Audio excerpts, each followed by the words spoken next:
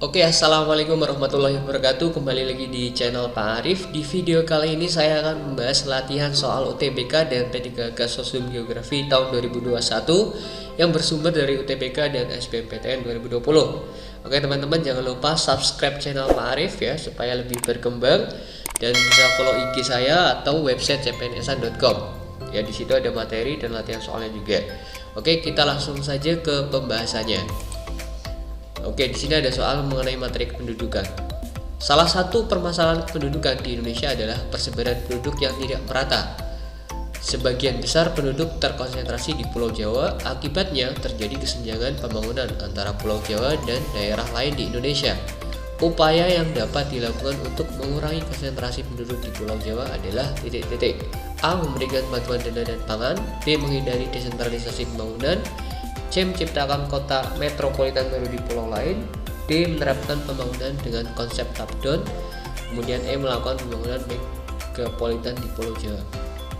Oke, kalau ada soal seperti ini kita langsung saja pakai sistem eliminasi biar cepat. Kalau yang A, memberikan dana dan pangan, itu untuk konteks soal kebencanaan, berarti bukan. Kemudian menghindari desentralisasi pembangunan, ini harusnya menyetujui adanya desentralisasi pembangunan ya. Kalau menghindari berarti konsentrasi, berarti masih sesuai dengan terkonsentrasi, bukan yang diinginkan. Ini kan upaya yang dilakukan untuk mengurangi konsentrasi ya, konsentrasi penduduk di Pulau Jawa. Ini berarti yang B salah. Kemudian yang C, menciptakan kota metropolitan baru di pulau lain. Oke, ini bisa jadi option, kita simpan dulu. Kemudian yang D, menerapkan pembangunan dengan konsep top down. Konsep top down itu teman-teman adalah konsep perencanaan pembangunan yang berasal dari pemerintah. Jadi pemerintah yang membuat konsepnya, kemudian dikomunikasikan kepada masyarakat. Tapi kelemahannya di sini masyarakat menjadi tidak diberikan ruang dalam mengambil keputusan dalam pembangunan, dan masyarakat tidak terlalu tahu mengenai detail pembangunan yang ada di suatu wilayah. Kemudian yang E, itu pembangunan megapolitan di Pulau Jawa. Ini jelas salah ya, karena di Jawa sudah padat, mau dibangun lagi megapolitan di Pulau Jawa. Berarti yang paling tepat ya adalah jawaban yang C, menciptakan kota metropolitan baru di pulau lain. Ya, ini adalah pembahasannya ya. Jadi lebih dari 50% itu penduduk Indonesia berada di Pulau Jawa, dan pengen orang-orang luar Jawa itu pengen ke Jawa. Kenapa sih? Ya karena banyak sekali mall, kemudian jalannya mudah, aksesnya enak ya. Kemudian yang kita harapkan ya ada pengembangan pusat metropolitan baru di pulau lainnya ya, seperti di Balikpapan Kalimantan, Makassar di Sulawesi, kemudian Ambon di Maluku ya, yang dapat mengurangi konsentrasi penduduk di Pulau Jawa. Ya, dengan ada kota metropolitan yang baru ini ya diharapkan dapat menciptakan pertumbuhan ekonomi di pulau lainnya ya yang makin tinggi. Ya, jika hal tersebut terjadi, maka laju urbanisasi ke Pulau Jawa menjadi berkurang.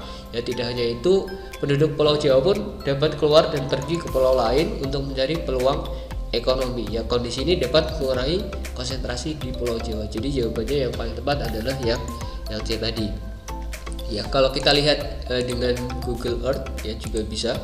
Ya, teman-teman bisa melihat di sini. Ya, jadi konsentrasi di Pulau Jawa memang sudah padat seperti di Jakarta ini ya. Ini banyak sekali pemukiman yang sudah padat ya di Pulau Jawa.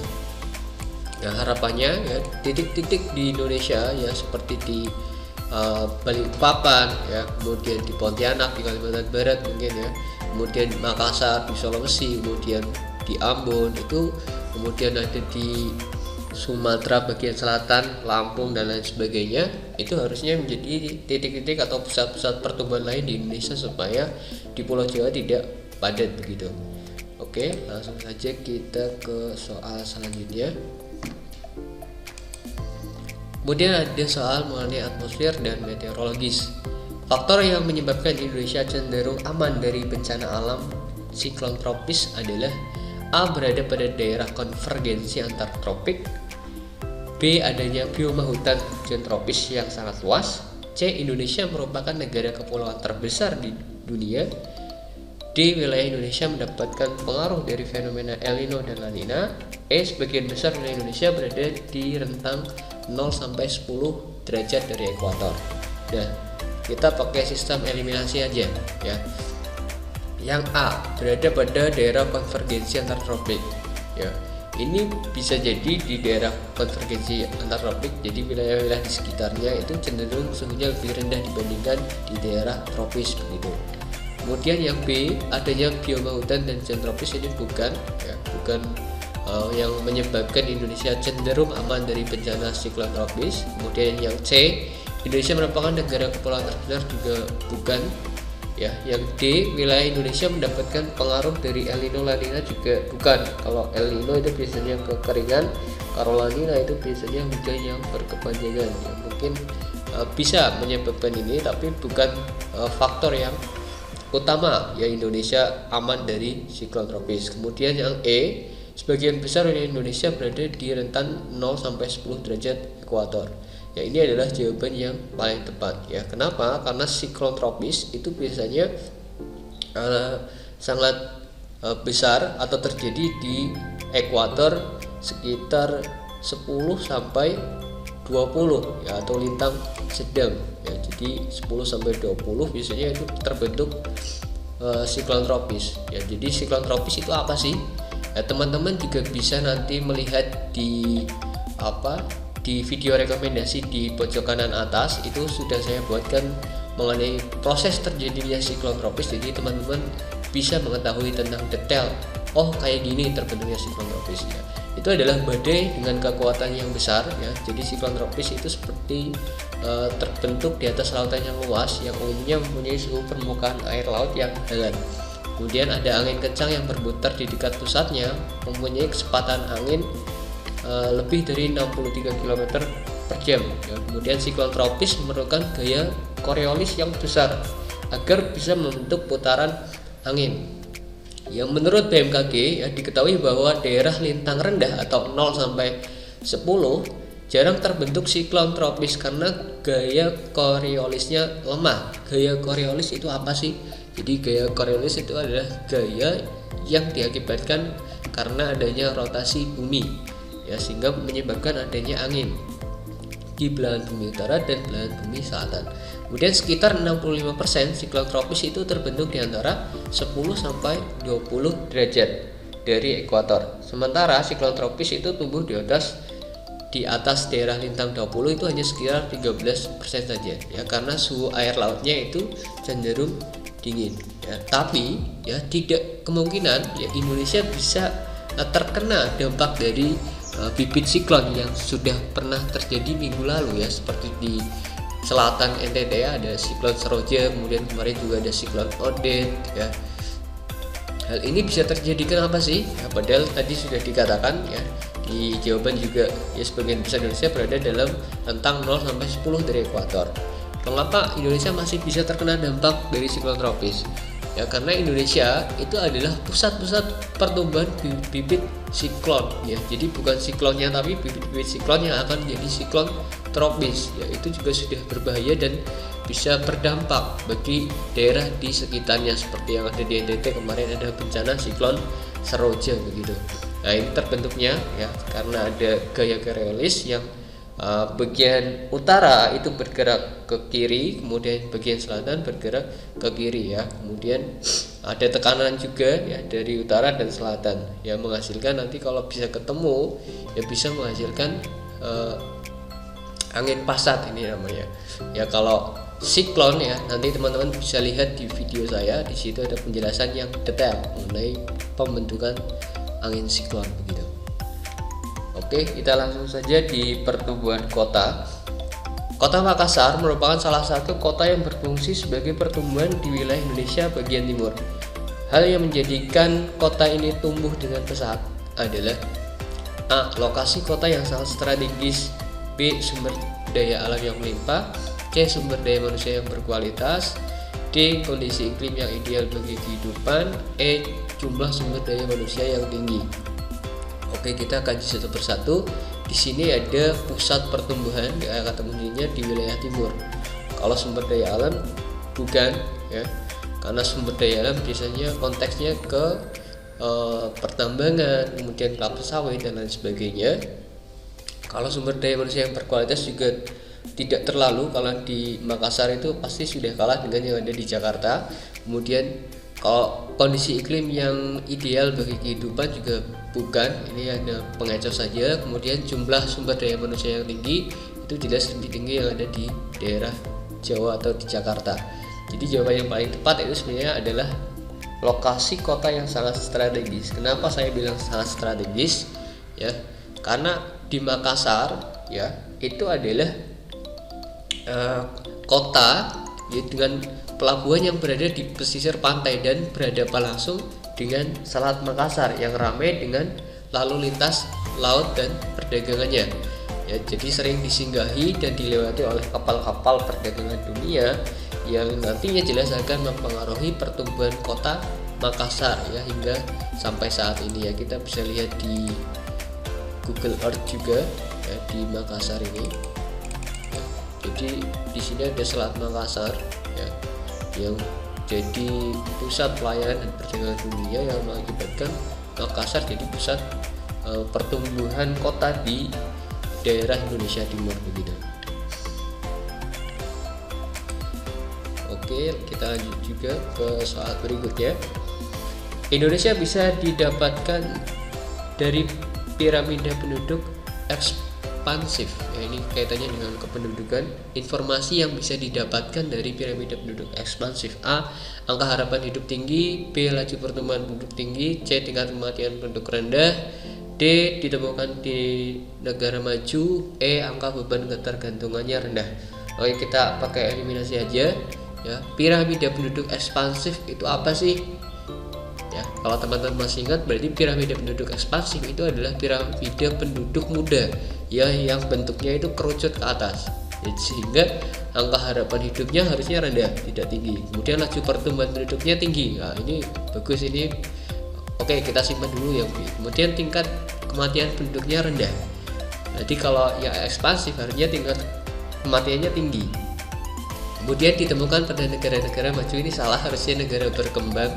Kemudian angka beban ketergantungannya rendah, ini harusnya tinggi ya, angka ketergantungannya tinggi di daerah atau di piramida penduduk ekspansif. Kita lihat ya, jadi seperti ini bentuknya, atau piramida penduduk muda kalau kita sering dengar ya. Jadi yang usia muda itu lebih banyak dibandingkan usia tuanya ya, ini 85 plus 85 ke atas, atau lansianya itu cenderung sedikit. Ini biasanya ditemui di negara-negara berkembang ya, seperti Indonesia ya, kemudian Amerika, India dan lain sebagainya. Nah, ini adalah contoh 3 bentuk piramida penduduk ya, ada ekspansif, kemudian stasioner yang cenderung seimbang, kemudian konstruktif atau piramida penduduk tua yang usia lansianya itu lebih banyak dibandingkan usia mudanya, seperti di Jerman ya, kemudian di Jepang dan lain sebagainya. Oke, kita lanjut ke ya materi hidrologi ya. Hutan merupakan ekosistem yang memegang peranan penting dalam siklus hidrologi. Ya, jika terjadi kerusakan pada wilayah hutan, dampak yang bisa terjadi pada siklus tersebut adalah, kita langsung analisis saja, berkurangnya biodiversitas hutan. Ya, biodiversitas itu keragaman hutan. Ya, oke, coba kita simpan dulu yang A. Yang B, menghambat proses kondensasi awan ya. Ini bukan ya, karena kondensasi awan itu biasanya terjadi di daerah laut ya. Kalau di daerah pertumbuhan atau tumbuh-tumbuhan biasanya transpirasi ya, bukan kondensasi. Kemudian C, proses fotosintesis menjadi meningkat. Ini salah ya, harusnya kalau hutannya rusak fotosintesisnya hanya berkurang ya. Kemudian ada proses infiltrasi air menjadi tidak maksimal. Oke, kita simpan dulu, ini kayaknya juga benar.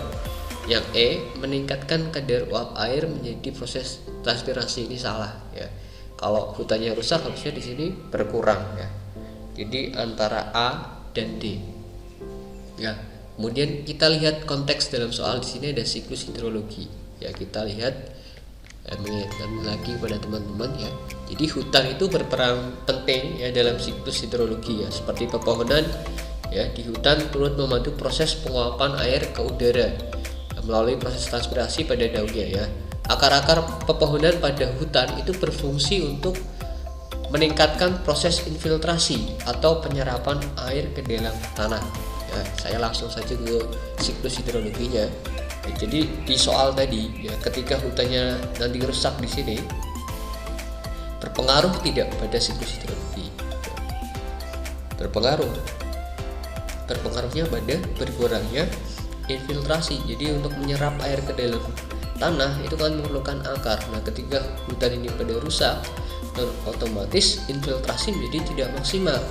Ya, akibatnya apa? Akibatnya ketika hujan tinggi, ya maka aliran permukaan itu menjadi sangat cepat ya karena tidak terserap oleh hutan, sehingga nanti ketika hujannya tinggi ya dengan debit air yang tinggi ya, kota yang di bawahnya akan mengalami banjir ya seperti di Jakarta dan Bogor ya. Jadi Bogor itu misal di daerah atas ya, karena banyak hutannya ditebangi karena alih fungsi lahan menjadi villa, kemudian menjadi wisata dan lain sebagainya.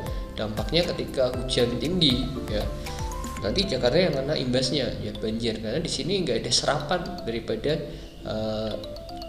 akar yang diserap ketika hujan itu terjadi begitu. Jadi air permukaan itu apa sih? Air permukaan ya sungai, kemudian danau, tapi yang jelas itu adalah sungai yang bergerak dari atas ke bawah. Nah, jadi kalau misal masih ada hutannya kan bisa mengurangi pergerakan daripada aliran permukaan karena terserap dalam akar dan masuk ke dalam groundwater begitu. Jadi jawabannya itu jelas tadi, jawabannya yang proses infiltrasi air menjadi tidak maksimal atau yang D ya. Oke teman-teman, terima kasih atas perhatiannya. Saya bikin soal 5 soal dulu, semoga bermanfaat, dan nanti akan saya buatkan soal-soal lagi supaya teman-teman lebih terfokus dan lebih mantap lagi dalam persiapan. Semoga sukses di gelombang 2 UTBK 2021, dan teman-teman P3K semoga sukses juga ya. Di playlist saya ada banyak di situ. Terima kasih. Jangan lupa subscribe channel Pak Arif ya. Oke, wabillahi taufiq wal hidayah. Wassalamualaikum warahmatullahi wabarakatuh.